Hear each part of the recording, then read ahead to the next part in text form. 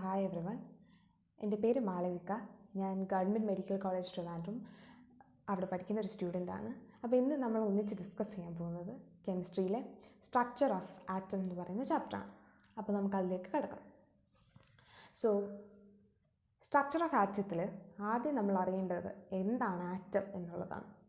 അപ്പോൾ നമുക്കറിയാം, നമ്മളൊരു വീട് വയ്ക്കുമ്പം എങ്ങനെയാണോ ഒത്തിരി ഇഷ്ടികകൾ അടുക്കി ഒരു വീട് വയ്ക്കുന്നത്, അതുപോലെ തന്നെയാണ് ഒത്തിരി വളരെ മൈന്യൂട്ടായിട്ടുള്ള പാർട്ടിക്കിൾസ് കോൾഡ് ആസ് ആറ്റംസ് അതിങ്ങനെ അടുക്കി വെച്ചാണ് നമ്മുടെ ഓരോ കെമിക്കൽ സബ്സ്റ്റൻസും ഉണ്ടാക്കിയിരിക്കുന്നത്. ഓക്കെ, അതായത് നമ്മുടെ ചുറ്റുമുള്ള വാട്ടർ ആയാലും ശരി, എയർ ആയാലും ശരി, സ്റ്റോൺസ് ആണെങ്കിലും നമ്മൾ കഴിക്കുന്ന ഫുഡ് മെറ്റീരിയൽസ് ആണെങ്കിലും എല്ലാം വളരെ മൈന്യൂട്ടായിട്ടുള്ള ആറ്റംസ് ഇങ്ങനെ അടുക്കി വെച്ചാണ് ഉണ്ടാക്കിയിരിക്കുന്നത്. രണ്ടോ രണ്ടിലധികമോ ആറ്റംസ് ചേർന്ന് ഒരു സംഭവം ഉണ്ടാകുമ്പോൾ ആ സബ്സ്റ്റൻസിനെയാണ് നമ്മൾ മോളിക്യൂൾസ് എന്ന് പറയുന്നത്. രണ്ടോ രണ്ടിലധികമോ ആറ്റംസ് കൂടി ചേർന്നുണ്ടാകുന്നതാണ് ഒരു മോളിക്യൂൾ. ഇനി ഈ മോളിക്യൂളിൽ തന്നെ നമ്മുടെ ഈ ചേരുന്ന ആറ്റംസ് ഡിഫറെൻ്റ് ആണെങ്കിൽ, രണ്ട് ഡിഫറെൻ്റ് ആയിട്ടുള്ള ആറ്റംസാണ് ചേർന്നുണ്ടാകുന്നതെങ്കിൽ ആ മോളിക്യൂൾസിനെ നമ്മൾ കോമ്പൗണ്ട്സ് എന്ന് വിളിക്കും, കോമ്പൗണ്ടുകൾ എന്ന് വിളിക്കും. ഇനി കോമ്പൗണ്ട്സിൽ നമുക്കറിയാം വാട്ടർ H2O കോമ്പൗണ്ടാണ്. 2 ഹൈഡ്രജൻ ഒരു ഓക്സിജനുമായിട്ട്, അവിടെ 2 ഡിഫറെൻ്റ് ആറ്റംസ് ആണ്, 2 ഹൈഡ്രജൻ ആറ്റവും ഒരു ഓക്സിജൻ ആറ്റവും കൂടി ചേർന്നാണ് ഒരു കോമ്പൗണ്ട് ഉണ്ടാകുന്നത്. കോമ്പൗണ്ട്സിൻ്റെ വേറൊരു എക്സാമ്പിൾ പറയാനാണെങ്കിൽ കാർബൺ ഡയോക്സൈഡ്, അതും ഒരു കോമ്പൗണ്ടാണ്. അപ്പം ഇതാണ് basically molecules, atoms and compounds. ഇപ്പോൾ നിങ്ങൾ ഈ സ്ലൈഡ് കാണുകയാണെങ്കിൽ നിങ്ങൾക്ക് തന്നെ നോക്കുമ്പോൾ മനസ്സിലാവും, ഇവിടെ റെഡിൽ കാണിച്ചിരിക്കുന്നത് സപ്പോസ് അതൊരു ആറ്റമാണ്. ആറ്റത്തിനെ വെറുതെ ഒരു ഡെപ്പിക്ഷനായിട്ട് കാണിച്ചിരിക്കുകയാണ്. അപ്പോൾ താഴത്തെ പിക്ചറിൽ നമ്മൾ നോക്കുകയാണെങ്കിൽ 2 റെഡും ഒരു ബ്ലൂവും ഉണ്ട്. അതായത് 2 ഡിഫറെൻ്റ് ആറ്റമാണ് റെഡും ബ്ലൂവും എന്ന് കാണിക്കാൻ വേണ്ടിയിട്ടാണ് 2 കളർ കൊടുത്തിരിക്കുന്നത്. അതൊരു മോളിക്യൂളാണ്. ഇതും രണ്ടാമത്തതും ഒരു മോളിക്യൂൾ തന്നെയാണ്. മൂന്നാമത്തത് നോക്കിക്കഴിഞ്ഞു കഴിഞ്ഞാൽ അത് 2 റെഡ് ആറ്റംസ് മാത്രം ചേർന്നുണ്ടാകുന്നതാണ്. അപ്പോൾ ആദ്യത്തെ 2 എണ്ണത്തിനെയും നമുക്കൊരു കോമ്പൗണ്ട് എന്ന് വിളിക്കാം. പക്ഷെ മൂന്നാമത്തേനെ നമുക്ക് കോമ്പൗണ്ട് എന്ന് വിളിക്കാൻ പറ്റത്തില്ല. കാരണം ആദ്യത്തെ 2ഉം ചേർന്ന് ഉണ്ടാക്കിയിരിക്കുന്നത് 2 ഡിഫറെൻ്റ് ആറ്റംസ് ചേർന്നാണ്. അപ്പോൾ ആദ്യത്തെ 2നെ നമുക്ക് കോമ്പൗണ്ട് എന്ന് വിളിക്കാം, മൂന്നാമത്തതിനെ കോമ്പൗണ്ട് എന്ന് വിളിക്കാൻ പറ്റത്തില്ല. അപ്പോൾ കോമ്പൗണ്ടിൻ്റെ കോൺസെപ്റ്റ് ക്ലിയർ ആണ് എന്ന് ഞാൻ വിശ്വസിക്കുന്നു. അപ്പോൾ നമുക്ക് അടുത്ത സ്ലൈഡിലേക്ക് പോകാം. അപ്പോൾ ഇത് കുറച്ച് ഹിസ്റ്ററിയാണ് കേട്ടോ. അതായത് പണ്ട് കാലത്ത് നമ്മുടെ സയൻറ്റിസ്റ്റ് വിചാരിച്ചിരുന്നത് മോളിക്യൂൾസ് ആണ് ഏറ്റവും ചെറിയ പാർട്ടിക്കിൾ എന്നാണ്. മോളിക്യൂൾസിനേക്കാളും ചെറിയൊരു പാർട്ടിക്കിൾ ഇല്ല എന്നാണ് വിചാരിച്ചിരുന്നത്. അങ്ങനെ കുറേ നാൾ വിചാരിച്ചുകൊണ്ടിരുന്നപ്പോഴാണ് ഡാൽട്ടൺ, DALTON, ഡാൽട്ടൺ എന്ന് പറഞ്ഞ സയൻറ്റിസ്റ്റ് വന്നിട്ട് പറയുന്നത് മോളിക്യൂളുകളല്ല, മോളിക്യൂളുകളെക്കാളും ചെറിയ ആറ്റംസ് എന്ന് പറഞ്ഞ സംഭവം ഉണ്ടെന്നും ആറ്റംസ് കൂടി ചേർന്നാണ് മോളിക്യൂൾസ് ഉണ്ടാകുന്നതെന്നൊക്കെ ഡാൽട്ടൺ പറയുന്നത്. അപ്പോൾ ഡാൽട്ടൺ അങ്ങനെ പറഞ്ഞ് ഡാൽട്ടൺ ഉണ്ടാക്കിയ തിയറിയാണ് നമ്മൾ പഠിക്കാൻ പോകുന്നത്. അതാണ് ഡാൽട്ടൺസ് അറ്റോമിക് തിയറി. ആരാണ് തിയറി ഉണ്ടാക്കിയത്? ഡാൽട്ടൺ. എന്തിനെ പറ്റിയാണ് അദ്ദേഹം തിയറി ഉണ്ടാക്കിയത്? ആറ്റംസിനെ പറ്റി. അപ്പോൾ അത് ഡാൽട്ടൺസ് അറ്റോമിക് തിയറി. അതിൽ അദ്ദേഹം പറഞ്ഞത്, ഫസ്റ്റ് പോയിന്റ് നോക്കാം. ആദ്യം പറയുന്നത് matter is made of minute particles called atoms. അപ്പോൾ നമ്മുടെ ചുറ്റുമുള്ള എല്ലാ സാധനങ്ങളും വളരെ ചെറിയ ആറ്റംസ് കൊണ്ടാണ് ഉണ്ടാക്കിയിരിക്കുന്നത്. ഇനി ആറ്റംസിനെ നമുക്കൊരു കെമിക്കൽ റിയാക്ഷനിൽ ഡിവൈഡ് ചെയ്യാൻ പറ്റത്തില്ല. Atoms can not be divide. That is ആറ്റംസിനെ നമുക്ക് പിന്നെ ആറ്റംസ് ആണ് ഏറ്റവും ചെറുത്. അപ്പോൾ ആറ്റമിനെ പിന്നെ ഡിവൈഡ് ചെയ്ത് നമുക്ക് ചെറുതാക്കാൻ പറ്റത്തില്ല. അപ്പോൾ ഒരു കെമിക്കൽ റിയാക്ഷനിൽ നമുക്ക് ആറ്റംസിനെ ഡിവൈഡ് ചെയ്യാൻ പറ്റത്തില്ല. ആറ്റംസിനെ നമുക്ക് ഉണ്ടാക്കാനോ ആറ്റംസിനെ നമുക്ക് ഡിസ്ട്രോയ് ചെയ്ത് കളയാനോ പറ്റത്തില്ല. ഇതൊക്കെ ഡാൽട്ടൺ പണ്ടൊരു കാലത്ത് പറഞ്ഞതാണ് കേട്ടോ. Atoms can neither be created nor destroy. ഇനി ഒരേ എലമെൻറ്റിൻ്റെ ആറ്റംസിന് എപ്പോഴും ഒരേ പ്രോപ്പർട്ടീസ് ആയിരിക്കും. അതായത് ഒരു എക്സാമ്പിൾ എടുക്കുകയാണെങ്കിൽ നമുക്ക് ചുറ്റും ഒത്തിരി എലമെൻറ്റ്സ് ഉണ്ട്.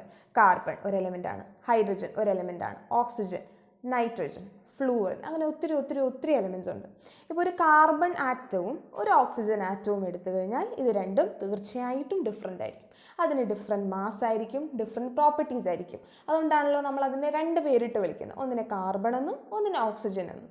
പക്ഷെ നമ്മളിപ്പോൾ കുറേ കാർബൺ ആറ്റംസ് എടുത്താണ് തമ്മിൽ ഡിസ്റ്റിങ്വിഷ് ചെയ്യാൻ നോക്കുന്നതെങ്കിൽ നമുക്കൊരു വ്യത്യാസം കണ്ടുപിടിക്കാൻ പറ്റത്തില്ല. കാരണം കാർബൺ ആറ്റംസിന് എപ്പോഴും ഒരേ പ്രോപ്പർട്ടീസ് ആയിരിക്കും, ഒരേ മാസ് ആയിരിക്കും. അപ്പം ഒരേ എലമെൻറ്റിൻ്റെ ഡിഫറെൻറ്റ് ആറ്റംസിന്, ഒരേ എലമെൻറ്റിൻ്റെ കുറേ ആറ്റംസ് എടുത്ത് വയ്ക്കുകയാണെങ്കിൽ എല്ലാ ആറ്റത്തിനും ഒരേ പ്രോപ്പർട്ടീസും ഒരേ മാസും തന്നെയായിരിക്കും. പക്ഷെ നമ്മൾ 2 ഡിഫറെൻറ്റ് എലമെൻറ്റ്സ് എടുക്കുകയാണെങ്കിൽ അതിൻ്റെ പ്രോപ്പർട്ടീസും മാസും ഒക്കെ ഡിഫറെൻ്റ് ആയിക്കൊണ്ടേയിരിക്കും. അതാണ് അടുത്ത point. Atoms of different elements differ in properties and mass. Atom is the smallest particle that can take part in a chemical reaction. അതന്നെ ആറ്റമാണ് ഏറ്റവും ചെറുത്. So atom is the smallest particle. ആറ്റത്തിനെക്കാളും ചെറുതില്ല എന്നാണ് ഡാൽട്ടൺ പറഞ്ഞത്. ഓക്കെ, ഡാൽട്ടൺ അങ്ങനെയാണ് പറഞ്ഞത്. ലാസ്റ്റ് നോക്കൂ, compounds are formed when atoms of 2 or more elements combine in a simple whole number ratio. അപ്പോൾ രണ്ടോ രണ്ടിലധികമോ എലിമെൻറ്റ്സ് കമ്പൈൻ ചെയ്യുമ്പോഴാണ് നമുക്കൊരു കോമ്പൗണ്ട് കിട്ടുന്നത്. അത് കമ്പൈൻ ചെയ്യുന്നത് ഒരു സിമ്പിൾ ഹോൾ നമ്പർ റേഷ്യോയിലായിരിക്കും. അതായത് ഒരു ആറ്റം ഹോളായിട്ടാണ് ഒരു മോളിക്യൂൾ ഫോം ചെയ്യാനായിട്ട് ടേക്ക് പാർട്ട് ചെയ്യുന്നത്.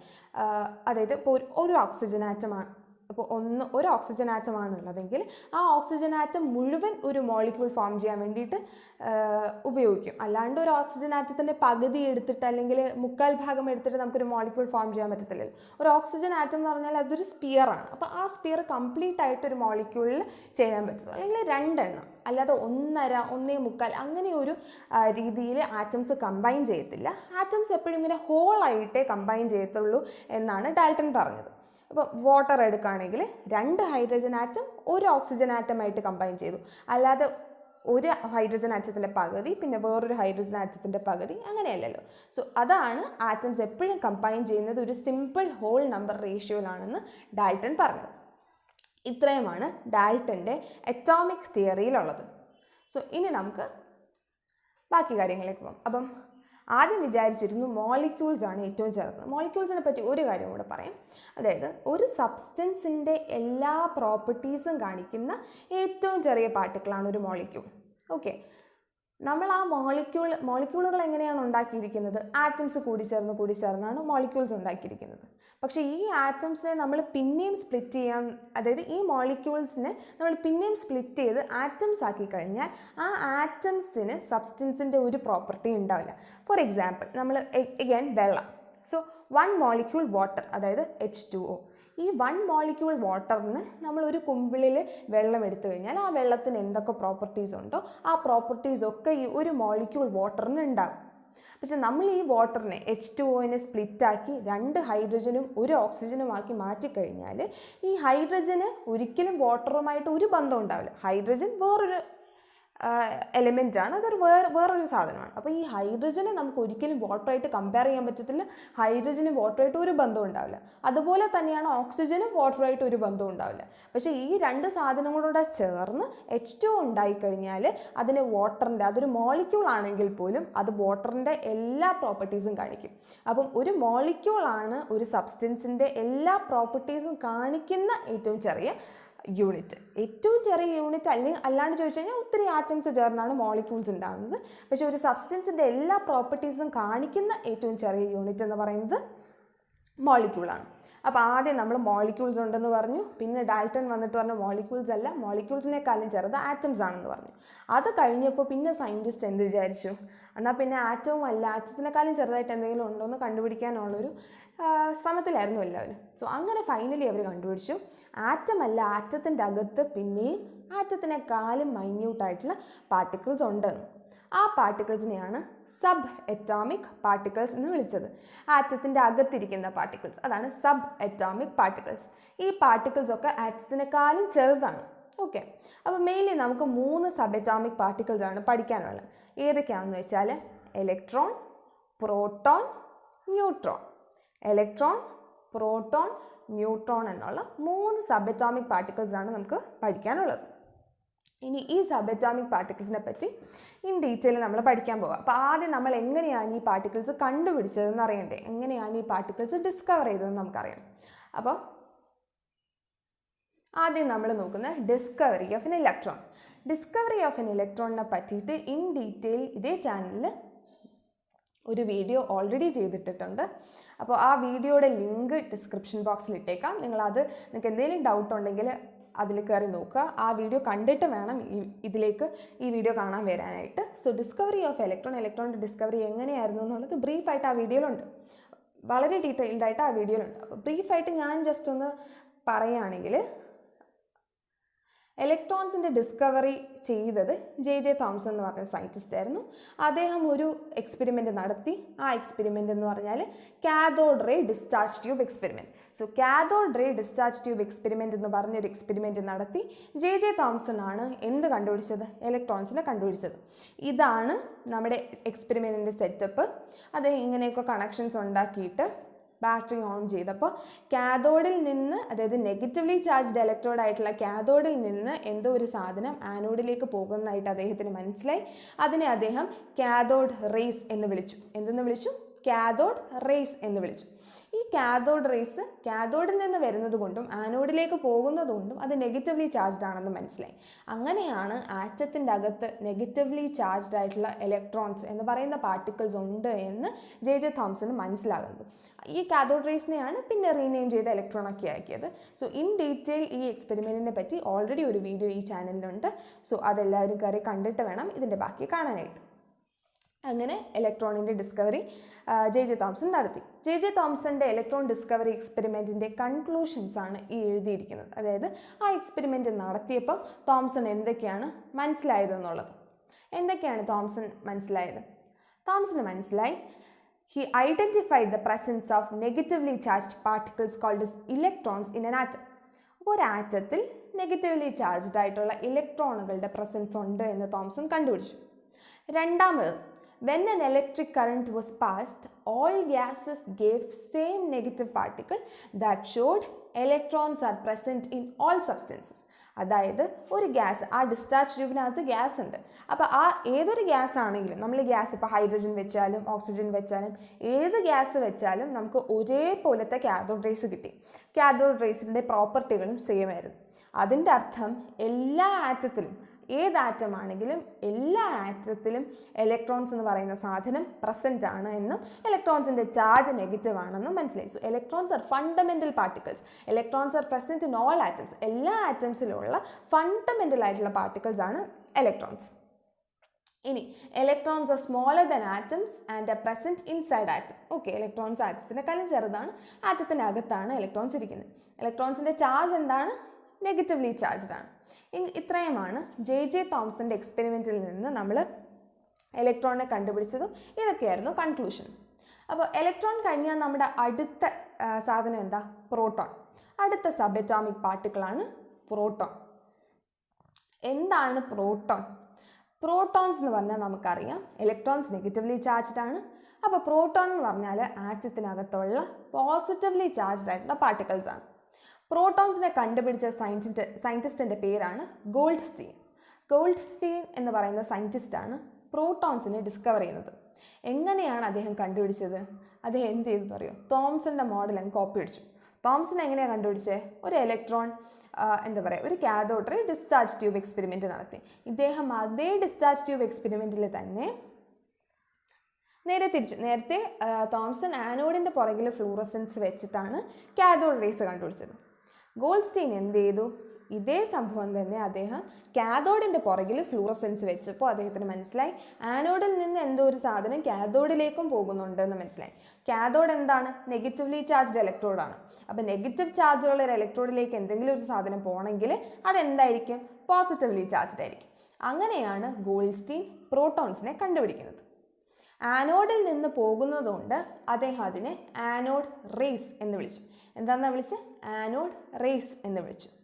അവരുടെ ചാർജ് എന്ന് പറയുന്നത്, അവരുടെ ചാർജ് ഇലക്ട്രോണിൻ്റെ ചാർജിന് ഈക്വലൻ്റ് ആണ്. അതായത് മാഗ്നിറ്റ്യൂഡ് ഈക്വലൻ്റ് ആണ്, പക്ഷേ സൈൻ നേരെ തിരിച്ചാണ്.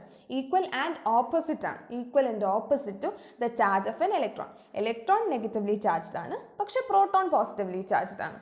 പക്ഷേ അവരുടെ ചാർജ് ഈക്വലൻ്റ് ആണ്, മാഗ്നിറ്റ്യൂഡ് വാല്യൂ ഈക്വലൻ്റ് ആണ്. ഓക്കെ, അവരുടെ മാസിൻ്റെ കാര്യം പറയുകയാണെങ്കിൽ പ്രോട്ടോണിൻ്റെ mass is equal to that of a hydrogen atom. ഒരു ഹൈഡ്രജൻ ആറ്റത്തിൻ്റെ മാസ് എത്രയാണോ അത്രയും തന്നെയാണ് ഒരു പ്രോട്ടോണിൻ്റെ മാസ്. അപ്പോൾ ഒരു ഹൈഡ്രജൻ ആറ്റത്തിൻ്റെ മാസ് എത്രയാണോ അത്രയും തന്നെയാണ് ഒരു പ്രോട്ടോണിൻ്റെ മാസ്. അത്രയേ ഉള്ളൂ പ്രോട്ടോൺസിനെ പറ്റി. പ്രോട്ടോണിൻ്റെ ഡിസ്കവറി നടത്തിയത് ഗോൾഡ്സ്റ്റീൻ എന്ന് പറയുന്ന സയൻറ്റിസ്റ്റ്. ആനോഡ് റേസിൽ നിന്നാണ് പ്രോട്ടോൺസിനെ കണ്ടുപിടിക്കുന്നത്. പ്രോട്ടോൺസിൻ്റെ മാസ് എന്ന് പറയുന്നത് ഒരു ഹൈഡ്രജൻ ആറ്റത്തിൻ്റെ മാസിന് ഈക്വലൻ്റ് ആണ്. അടുത്ത നമുക്ക് ന്യൂട്രോൺസ് എന്ന് പറഞ്ഞ സാധനം. എന്താണ് ന്യൂട്രോൺസ്? ന്യൂട്രോൺസ് എന്ന് പറഞ്ഞാൽ ആറ്റത്തിനകത്തുള്ള ന്യൂട്രൽ ആയിട്ടുള്ള പാർട്ടിക്കിൾസ് ആണ്. അതായത് ന്യൂട്രോൺസിന് ചാർജ് ഇല്ല. ചാർജ് ഇല്ലാത്ത ന്യൂട്രൽ ആയിട്ടുള്ള പാർട്ടിക്കിൾസ് ആണ് ന്യൂട്രോൺസ്. ഈ ന്യൂട്രോൺസ് എന്ന് പറയുന്നത് ഡിസ്കവർ ചെയ്തിരിക്കുന്നത് ജെയിംസ് ചാഡ്വിക് എന്ന് പറയുന്ന സയൻറ്റിസ്റ്റാണ്. ജെയിംസ് ചാഡ്വിക് എന്ന് പറഞ്ഞ സയൻറ്റിസ്റ്റാണ് ന്യൂട്രോൺസിനെ ഡിസ്കവർ ചെയ്തിരിക്കുന്നത്. ന്യൂട്രോൺസിൻ്റെ ഡിസ്കവറിയെ പറ്റി ഇൻ ഡീറ്റെയിൽസ് നമുക്ക് പഠിക്കാനില്ല.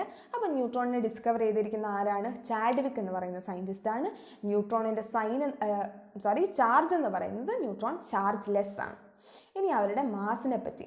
ന്യൂട്രോണിൻ്റെ മാസും they have mass equal to that of a proton. Okay, പ്രോട്ടോണിൻ്റെ മാസ് എങ്ങനെയാണെന്നാണ് നമ്മൾ പറഞ്ഞത്? പ്രോട്ടോണിൻ്റെ മാസ് എന്ന് പറയുന്നത് ഒരു ഹൈഡ്രജൻ ആറ്റത്തിൻ്റെ മാസിന് ഇക്വലൻ്റ് ആണ്. അപ്പോൾ ന്യൂട്രോണിൻ്റെ മാസ് പ്രോട്ടോണിൻ്റെ മാസിന് ഇക്വലൻ്റ് ആണ്, അതായത് ഒരു ഹൈഡ്രജൻ ആറ്റത്തിൻ്റെ മാസിന് ഇക്വലൻ്റ് ആണ്. പക്ഷേ ആക്ച്വലി പറയുകയാണെങ്കിൽ ന്യൂട്രോൺ സ്ലൈറ്റ്ലി മാസ് കൂടുതലാണ്, വളരെ ചെറിയ രീതിയിലൊരു മാസ് കൂടുതൽ ന്യൂട്രോണിനാണ്. പക്ഷെ നമ്മൾ എളുപ്പത്തിന് വേണ്ടി നമ്മൾ ന്യൂട്രോണും പ്രോട്ടോണും ഒരേ മാസ് എന്നാണ് ജനറലി പറയാറ്. എന്നാലും ഡെപ്തിലേക്ക് പോകുമ്പോൾ വളരെ ചെറിയൊരു 0.002 അങ്ങനെ എന്തോ ആണ് ആ ഡിഫറൻസ്. അങ്ങനെ എന്തോ ഒരു ചെറിയ ഡിഫറൻസ് ന്യൂട്രോണാണ്. അപ്പോൾ ഇപ്പം നിങ്ങളുടെ സംശയം എനിക്ക് തോന്നുന്നു ഇലക്ട്രോണിൻ്റെ മാസിനെ പറ്റി ഒന്നും പറഞ്ഞില്ല.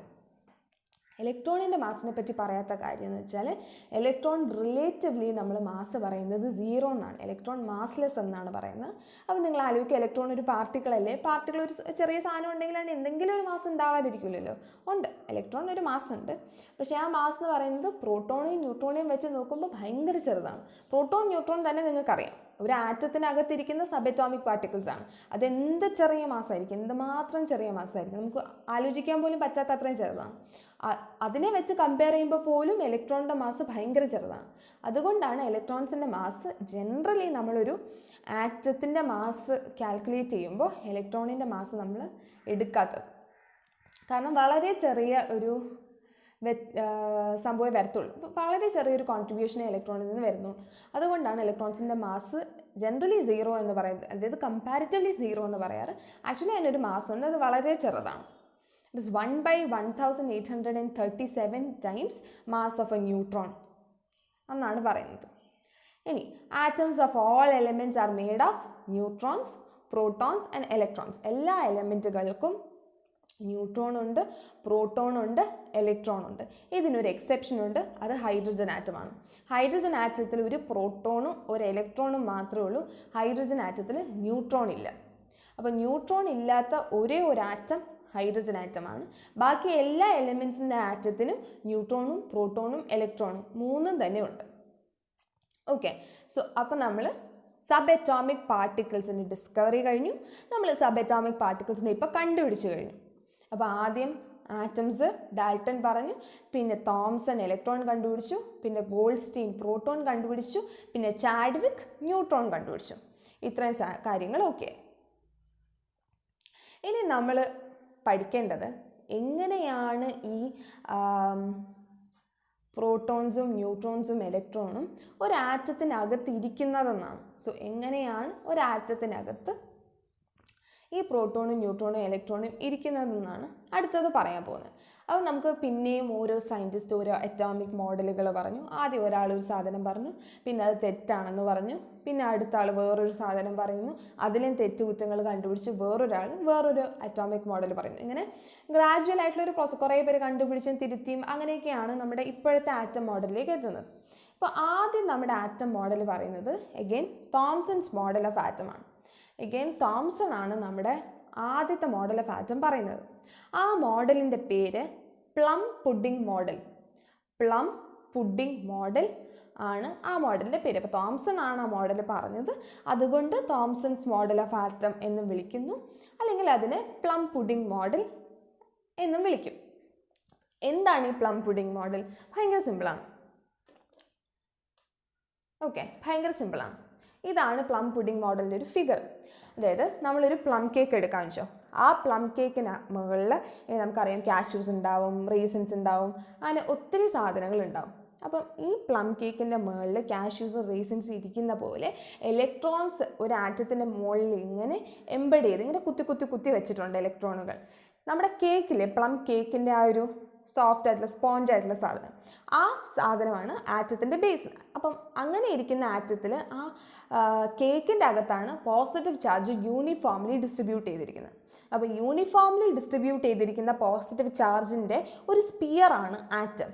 അതിൻ്റെ അവിടെ ഇവിടെ ആയിട്ട് ഇലക്ട്രോണുകളെ നമ്മൾ കുത്തി വെച്ചിട്ടുണ്ട്.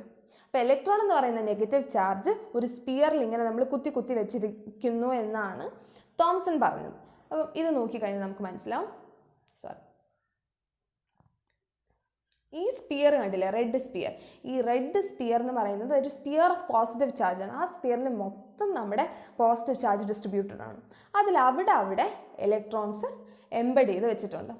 അങ്ങനെയാണ് തോംസണിൻ്റെ മോഡൽ ഓഫ് ആറ്റം ആദ്യം തോംസൺ പറയുന്നത്. അതാണ് plum pudding model. Atom is a sphere in which entire positive charge is distributed uniformly. Uniformly positive charge distribute ചെയ്തിട്ടുണ്ട്. അതിൽ അവിടെ ഒരു പുഡിങ്ങിൽ എങ്ങനെയാണോ നമ്മൾ പ്ലം വെക്കുന്ന പോലെ അല്ലെങ്കിൽ കാഷ്യൂ നട്ട്സ് വെക്കുന്ന പോലെ അതുപോലെ ഇലക്ട്രോൺസ് എംബഡ് ചെയ്തിട്ടുണ്ട്. പക്ഷെ അദ്ദേഹം പറഞ്ഞു ഇത് രണ്ടും തെറ്റാണെന്ന് പിന്നെ സയൻറ്റിസ്റ്റ് നമുക്കും അറിയാം. ഇപ്പം ഇങ്ങനെയൊന്നും അല്ല പറയുന്നത്. പിന്നെ കുറേ പേര് വന്ന് പറഞ്ഞു. പക്ഷെ അദ്ദേഹം പറഞ്ഞതിൽ ഒരു കാര്യം സെയിം ആയിരുന്നു, ഇപ്പോഴും ഹോൾഡ് ചെയ്യുന്നുണ്ട്. അതായത് ആറ്റംസ് ഇലക്ട്രിക്കലി ന്യൂട്രലാണ്. ആറ്റംസ് ഇലക്ട്രിക്കലി ന്യൂട്രൽ ആണെന്ന് പറഞ്ഞാൽ ആറ്റംസിൻ്റെ ടോട്ടൽ പോസിറ്റീവ് ചാർജ് എന്ന് പറയുന്നത് ടോട്ടൽ നെഗറ്റീവ് ചാർജിന് ഇക്വലൻ്റ് ആയിരിക്കും. അപ്പം എത്ര പോസിറ്റീവ് ചാർജ് ഉണ്ടോ അത്രയും തന്നെ നെഗറ്റീവ് ചാർജും ഉണ്ട്. പോസിറ്റീവും നെഗറ്റീവും കൂടെ ആഡ് ചെയ്തത് നമുക്കറിയാമല്ലോ, 0 തന്നെ വരുള്ളൂ.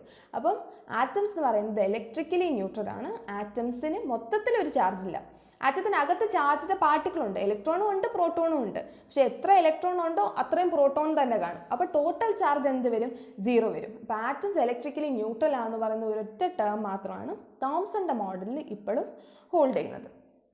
അപ്പോൾ ഇനി ബാക്കി അറ്റോമിക് മോഡൽസ് നമുക്ക് അടുത്ത ക്ലാസ്സിൽ നോക്കാം. Thank you.